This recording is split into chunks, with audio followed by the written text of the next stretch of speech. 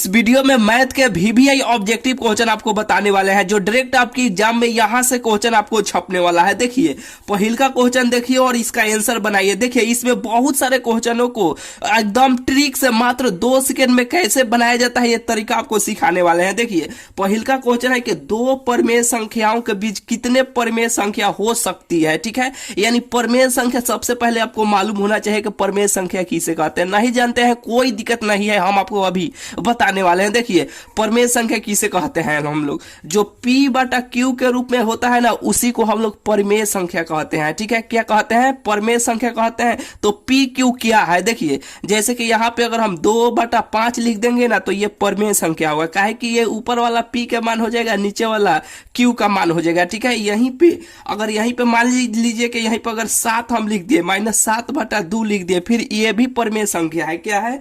परमेय संख्या है। अगर यहीं पे हम 5 केवल लिख दिए, केवल 5 हम लिख दिए तो ये क्या है? ये भी परमेय संख्या है। कैसे परमेय संख्या है? क्योंकि देखिए इसके नीचे कुछ नहीं है तो एक नहीं छुपा हुआ है। ये P का मान हो गया, ये Q का मान हो गया, इसे हम लोग परमेय संख्या कहेंगे। और जो रूट के अंदर में जो मान चलेगा ना, रूट के अंदर में जो मान आएगा इसका परफेक्ट ये स्क्वायर के रूप में इसका मान नहीं निकल पाएगा। इसको जैसे कि इसको √3 को निकालिएगा तो दशमलव में आएगा, उसे हम लोग अपरमेय संख्या कहेंगे। जो P बटा Q के रूप में नहीं रहेगा ना उसे अपरमेय संख्या कहेंगे। इतना आप बहुत अच्छी तरीके से जानते हैं। ठीक है, तो चलिए ये 2 गो पूछा गया है कि 2 गो परमेय संख्या आपको लिखना है और इसके बीच में बताना है कि कौ गो परमेय संख्या है। कोई भी मान लीजिए, कहीं से भी आप मान लीजिए, जैसे कि देखिए 1 मान लीजिए या 2 मान लीजिए, और इसके बीच में बताइए कितना परमेय संख्या है। बहुत परमेय संख्या होगा। कैसे? तो देखिए जैसे कि 1 हो गया, अब 1 पर से 1.0 तो होगा,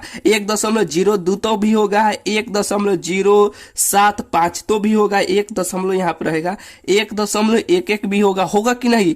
1.2 भी होगा, यहाँ पे होगा 1.5 भी हो जाएगा, होगा कि नहीं? बहुत सारा होगा, इस जिसे हम लोग गिन भी नहीं सकते हैं। तो क्या होगा? बहुत सारा होगा। जैसे कि देखिए ये 10 हो गया, ये 15 हो गया। ये परमेय संख्या है कि नहीं? यहाँ पे कुछ नहीं है तो नीचे क्या छुपा हुआ है? एक नहीं छुपा हुआ, तो ये P का मान हो गया, ये Q का मान हो गया, ये भी P का मान हो गया था। यहाँ पे कुछ नहीं नीचे है तो एक नहीं छुपा हुआ है, एक छुपा हुआ है तो ये P का मान, ये Q का मान, यहाँ पर ये P का मान, ये Q का मान, ये P बटा Q के रूप में नहीं हो गया तो ये P बटा Q के रूप में हो गया। तो ये 10 और 15 के बीच में ये परमेय संख्या है कि नहीं? यानी कहीं से भी आप कुछ भी मान सकते हैं। इसके बीच में कितना होगा? बहुत सारा होगा कि नहीं? तो ये 2 गो परमेय संख्या के बीच कितनी परमेय संख्या होगी? तो बहुत सारा होगा। क्या होगा? बहुते होगा ना, 1 होगा, 2 होगा ना, 3 होगा, बहुत सारा होगा, यानी अनंत होगा, जिसे हम लोग गिने नहीं सकते हैं। क्या होगा? अनंत होगा, बहुत सारा होगा। ऑप्शन नंबर डी हो जाएगा। ठीक है, और बिल्कुल बुझा गया होगा। चलिए यहाँ पे देखिए दूसरा का नंबर क्वेश्चन है कि निम्नलिखित में कौन परमेय संख्या है? परमेय संख्या अभी आपको बताया है, थोड़ा सा यहाँ पे समय लेके कि P बटा Q के रूप में हो, जिसे हम लोग परमेय संख्या कहेंगे। क्या कहेंगे? जिसे हम लोग परमेय संख्या कहेंगे। और रूट के अंदर नहीं होना चाहिए। P बटा Q हो और रूट के अंदर नहीं होना चाहिए। ठीक है, और रूट के अंदर भी रहेगा ना, जिसका स्क्वायर निकल जाएगा वो परमेय संख्या हो जाएगा। ये रूट के अंदर आएगा वो अपरमेय संख्या हो जाएगा। ठीक है, जैसे कि देखिए √3 है तो इसका प्रॉपर वर्गमूल निकलेगा? नहीं निकलेगा। जब निकलेगा ये दशमलव में आएगा। क्या होगा? इसे दशमलव में आएगा, ऐसे दशमलव में आएगा तो अपरमेय संख्या हो जाएगा। तो ये होइबे नहीं करेगा, ये रूट में नहीं होगा। यानी रूट में जो भी मान रहेगा ना वो अपरमेय संख्या होगा। क्या होगा? अपरमेय संख्या होगा। यानी रूट के अंदर हो, ठीक है, जैसे कि 4 हो गया तो ये अपरमेय होगा कि परमेय होगा? परमेय होगा। क्या होगा? परमेय होगा, क्योंकि √4 का वर्गमूल 2 हो जाता है। लेकिन आपको अपरमेय का मतलब क्या है कि देखिए जो रूट के अंदर हो, ठीक है, जिसका स्क्वायर प्रॉपर से नहीं निकल पाए, ठीक है, क्या है कि जिसका स्क्वायर प्रॉपर से नहीं निकल पाए वो अपरमेय संख्या होगा। तो ये अपरमेय हो गया। ये रूट के अंदर 5 है तो ये अपरमेय, ये अपरमेय। लेकिन पूछा गया है कि परमेय संख्या है। तो देखिए ये जब ये 2 और 2 जैसे कि ये कट जाएगा तो बचेगा क्या? 2 हो जाएगा और नीचे कुछ नहीं तो 1 हो जाएगा। तो ये P बटा Q के रूप में हो गया तो ये परमेय संख्या हो जाएगा। क्या होगा? परमेय संख्या हो जाएगा। ऐसे आप काट सकते हैं, लेकिन ऐसे नहीं काटा जाता है। कैसे काटा जाता है आपको बनाने के लिए देखिए ऑब्जेक्टिव क्वेश्चन पूछा जाएगा ना तो ये तो कट गया, ये 2 बच गया, यानी देखिए बहुत ज्यादा पसीना हो रहा है। ठीक है, ये चलिए, ये दू दू कट गया है, ये दू दू जब कट जाएगा तो ये कितना बचेगा, दू नहीं बचेगा, रूट दू दू कट जाएगा तो दू बचेगा। लेकिन ऐसे नहीं बनाते हैं हम लोग, जैसे कि रूट दू हो गया, दू हो गया और नीचे रूट दू हो गया, तो इसको हर का परिमेयकरण किया जाता है, तब इसको बनाया जाता है। क्या किया जाता है, हर का परिमेयकरण। तो दू में दू से गुना कीजिएगा तो 4, रूट 4 का वर्गमूल कितना हो जाएगा, दू हो जाएगा। फिर दू से गुना कीजिएगा तो 4 हो जाएगा। फिर दू में दू से गुना कीजिएगा तो कितना हो जाएगा, दू में दू से गुना कीजिएगा तो 4, और 4 का वर्गमूल कितना हो जाएगा, दू हो जाएगा। और फिर काटिएगा तो दू हो जाएगा, ठीक है। लेकिन आपको अभी फिलहाल ऐसे आप काट सकते हैं, ठीक है, दू है ना। लेकिन जब भी रूट में आता है ना तो उसको हर का परिमेयकरण या अंश का परिमेयकरण किया जाता है, ठीक है। चलिए, ये आपको बिल्कुल बुझा गया होगा। अब चलिए आगे तीसरा नंबर क्वेश्चन देखिए। ऐसे क्वेश्चनों को बनाने के लिए सुपर ट्रिक आपको सिखाते हैं। देखिए, जब भी आपको ऐसे क्वेश्चन मिले मान ज्ञात करने के लिए पूछे, यहाँ पे कुछ भी मान हो, साइन हो, कॉस हो, टेन हो, सेक हो, कॉसेक हो, कुछ भी हो, उसे कोई दिक्कत नहीं है। ऊपर वाला को और नीचे वाले को जोड़िएगा, दोनों के जोड़ने पर अगर 90 डिग्री पुर जाएगा तो उसका आंसर हमेशा 1 होगा। कितना होगा, इसका आंसर हमेशा 1 होगा। तो 18 गो और 72 को जोड़िएगा तो 90 गो नहीं पुर जाएगा, 90 डिग्री पुर गया, डिग्री में है तो 90 डिग्री पुर गया तो इसका आंसर 1 सीधा। यहाँ पे देखिए, और यहाँ पे एक और कंडीशन लागू होता है कि यहाँ पे देखिए, इसके उल्टा यहाँ पे होना चाहिए। साइन का उल्टा कॉस होता है, टेन का उल्टा कॉट होगा, ठीक है। तो इसका उल्टा यहाँ पे होना चाहिए। हालांकि ऐसे देखिए, जब भी ऐसे क्वेश्चन दिया जाता है तो डायरेक्ट उल्टा यहाँ दिया ही जाता है, ठीक है। तो ये आपको नहीं ध्यान में रखना है, सीधा आपको ये ध्यान में रखना है ना कि ये दोनों को जोड़ने पर अगर 90 डिग्री पुर जाए तो उसका आंसर 1 हो जाएगा। बिल्कुल आपको बुझा गया होगा। चलिए चौथा नंबर क्वेश्चन देखिए। इस टाइप का क्वेश्चन जब भी पूछा जाएगा तो आप बना लीजिएगा कि नहीं, बिल्कुल आप बना लीजिएगा। चलिए यहाँ पे देखिए, यदि अल्फा तथा बीटा, देखिए ए अब बी जैसे रहता है ना उसको हम लोग अल्फा बोलते हैं, अब बी जैसे रहेगा उसे बीटा बोलेंगे। द्विघात बहुपद fx का मान इतना दिया है तो मूल इतना का मान होगा। देखिए ये जो दिया है ना इसको आप हल कर लीजिएगा। कैसे, जैसे कि ए अल्फा और बीटा का एलसीएम ले लीजिएगा तो अल्फा अब बीटा का एलसीएम लीजिएगा तो अल्फा बीटा हो जाएगा। तो ये देखिए, अल्फा अल्फा कट जाएगा तो बचेगा बीटा, बीटा में इसे गुना कीजिएगा तो कितना होगा, 1 में कीजिएगा तो बीटा ही होगा, ठीक है। और यहाँ पे प्लस का चिन्ह दीजिएगा, यहाँ पे प्लस है तो प्लस, और यहाँ पे बीटा बीटा कट गया तो बचा अल्फा, अल्फा बचा ना तो अल्फा में 1 से गुना कीजिएगा तो अल्फा ही होगा ना। तो ये सूत्र पर आ गया, क्या आ गया कि अल्फा प्लस बीटा बराबर minus b by a, alpha into beta बराबर सी बटा ए, यही ना हो गया। तो अब इसको अब ऊपर कीजिए, क्या कीजिए, इसको ऐसे पलटिएगा। जैसे कि देखिए, ये नीचे वाला जो रहता है ना ऊपर चल जाता है, यहाँ पे ए हो जाएगा और यहाँ पे सी हो जाएगा, ये ऊपर पलट गया तो ये ए कट गया। अब बचा क्या, माइनस बी बटा सी, यही ना बचा माइनस बी बटा सी। तो देखिए यहाँ पे कुछ नहीं है ना तो ए है, यहाँ पे बी है, यहाँ पे सी है, यानी ये ए का मान हो जाएगा, ये बी का मान हो जाएगा, ये सी का मान हो जाएगा। तो माइनस बी बाई सी आया तो बी का मान कितना है, बी का मान 2 है ना तो 2 लिखिए, लेकिन ये माइनस में है तो यहाँ पे माइनस लिखिए। और सी का मान कितना है, 3 है तो यहाँ पे 3 लिख लीजिए। तो इसका मान कितना हो जाएगा, -2/3, इसका आंसर हो जाएगा -2/3, ऑप्शन नंबर बी हो जाएगा। बिल्कुल आपको बुझा गया होगा। चलिए यहाँ पे 5वां नंबर क्वेश्चन देखिए। इस टाइप के क्वेश्चनों को बनाने के लिए एकदम सुपर ट्रिक आपको सिखाते हैं। देखिए एक तो सूत्र है, क्या है कि टीएन बराबर क्या सूत्र होता है, a + n-1 × ds सूत्र होता है। इस पे बैठाइएगा तो बहुत नहीं आंसर आएगा, लेकिन जो ट्रिक बताते हैं उस ट्रिक से 2 सेकंड में आप बना लीजिएगा। कैसे, तो देखिए जो भी मान यहाँ पे दिया जाएगा तो ये देखिए, ये तो पहिल का हो गया, ये दूसर का हो गया, ये तीसर का हो गया, ऐसे करते ये जा रहा है। क्या है कि समानांतर श्रेणी इतना का 30वां पद है, 30वां पूछे, 50वां पूछे, 12वां पूछे, कुछ भी पूछे, जो ट्रिक सिखा रहा है ना उसी ट्रिक से आपको बनाना है। कैसे, तो देखिए दूसरका है ना तो दूसरका में से पहिल का आपको घटाना है। तो 7 हो गया, 7 हो गया -10, दूसरका में से पहिल का आपको घटाना है। तो देखिए -10 में से जाइएगा तो कितना होगा, 3 होगा, लेकिन माइनस में होगा। काहे माइनस में होगा, काहे कि बड़का का मान यहाँ पे माइनस में है, तो यानी 10 में से 3 घटाइएगा तो 3 होगा, लेकिन माइनस में है तो -3 हो जाएगा। बिल्कुल आपको बुझा गया होगा। यहाँ पे -3 आ गया ना तो -3 ऐसे गुना का चिन्ह लिखिएगा, और यहाँ पे जो भी मान रहेगा ना उसमें 1 कम करके यहाँ पे इसे गुना कर लीजिएगा। क्या कीजिएगा, इसे गुना कीजिएगा। तो 29 है ना तो 30 है तो 1 कम कीजिएगा तो कितना हो जाएगा, 29 हो जाएगा। अब इसको गुना कर लीजिएगा। 9 कितना हो जाएगा, 9 27 के साथ हाथ में 2, 3 दूना 6 और 6 को 2 को हो जाएगा 8 हो जाएगा, लेकिन ये माइनस में होगा, ये माइनस का चिन्ह है तो माइनस, और इसको पहिलका को आप ऐसे आप जोड़ दीजिएगा, बस इसका आंसर आ गया।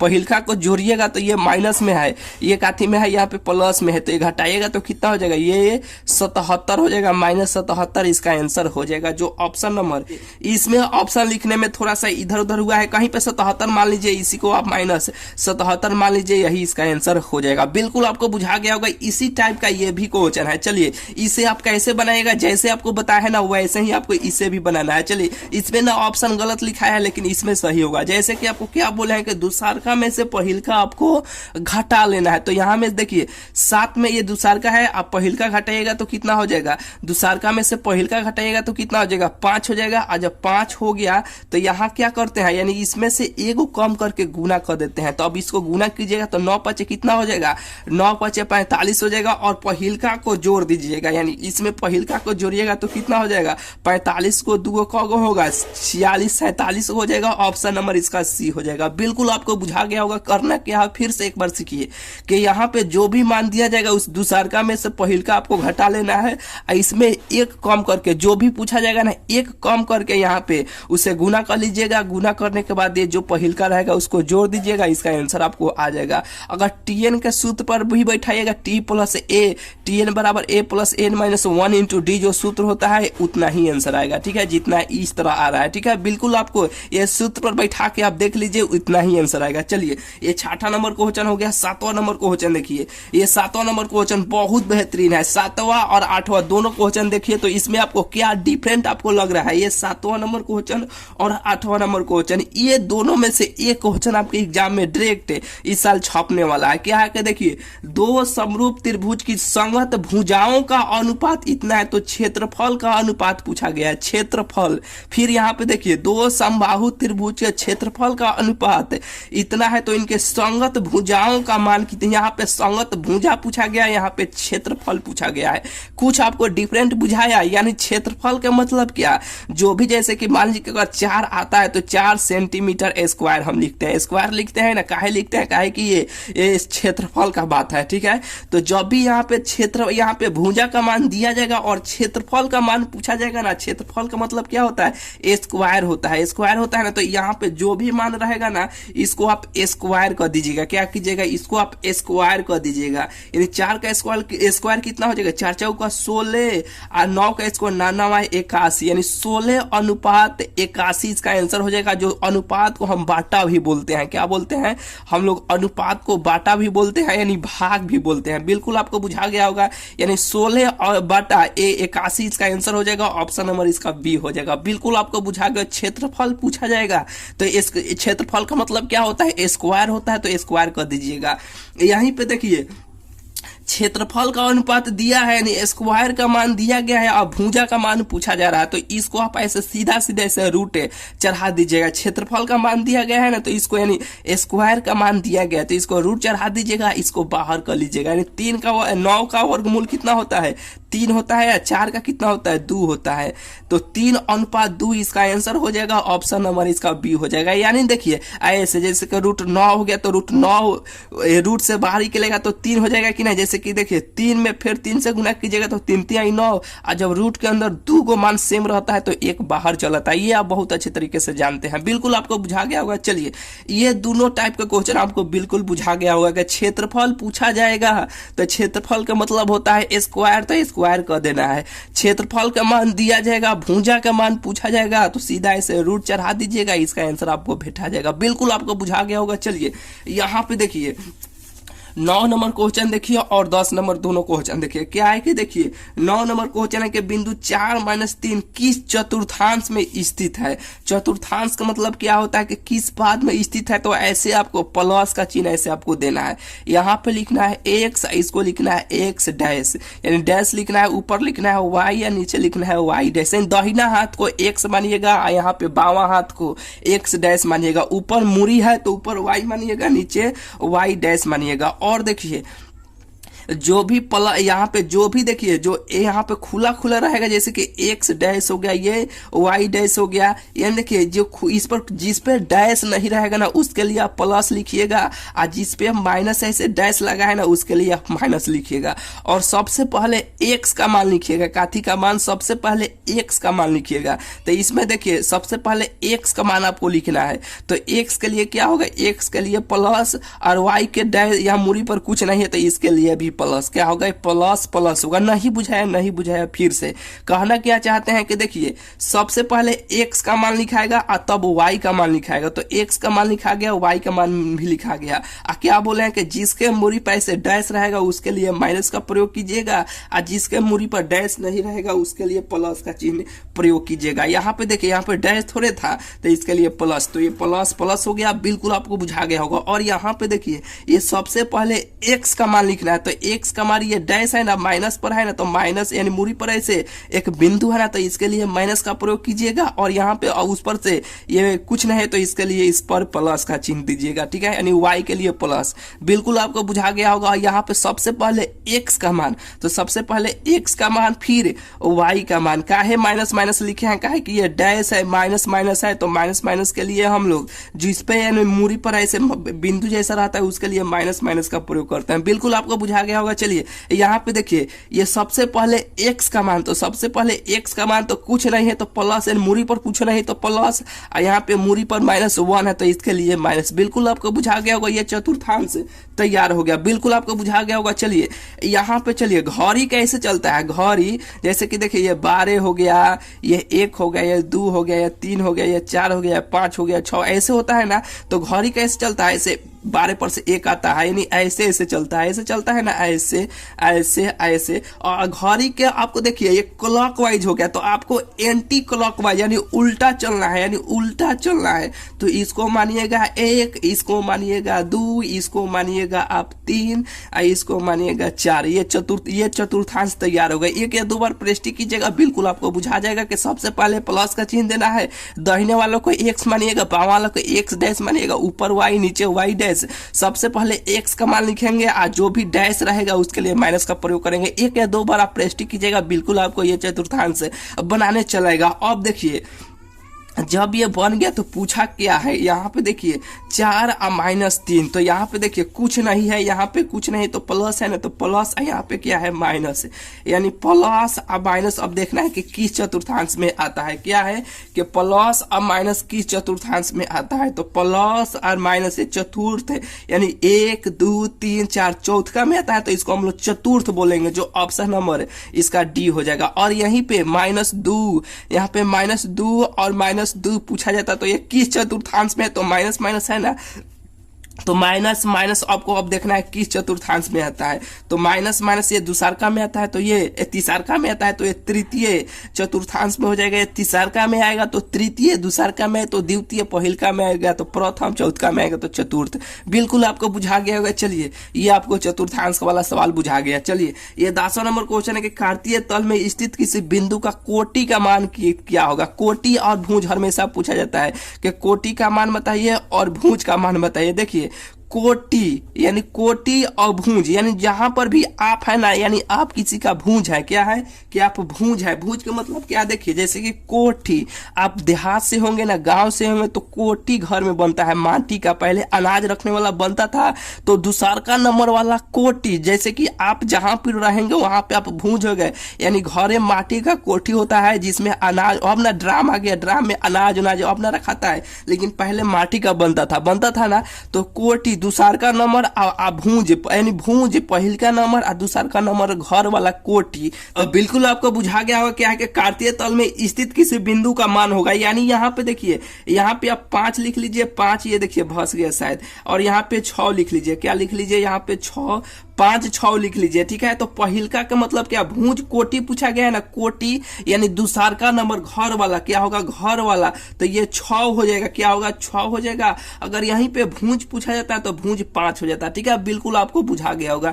यानी ये कलम शायद भस गया, चलिए इसे हटाते हैं। चलिए यानी देखिए इसमें जो आपको 10 को जो क्वेश्चन आपको बताए ना, ये 10 क्वेश्चन बहुत बेहतरीन क्वेश्चन है, ठीक है। इसी टाइप का क्वेश्चन आपके एग्जाम में अब पूछा जाता है, ठीक है। ये तो 10 हुआ, लेकिन दूसरका जो वीडियो होगा ना उसमें और क्वेश्चन जो सबसे अधिक इंपॉर्टेंट है ना उसमें आपको बताएंगे, ठीक है। अगर ये वीडियो अच्छा लगा होगा तो चैनल को अभी के अभी आप सब्सक्राइब कर लीजिएगा, ठीक है। तो चलिए मिलते हैं फिर आपसे अगले वीडियो में।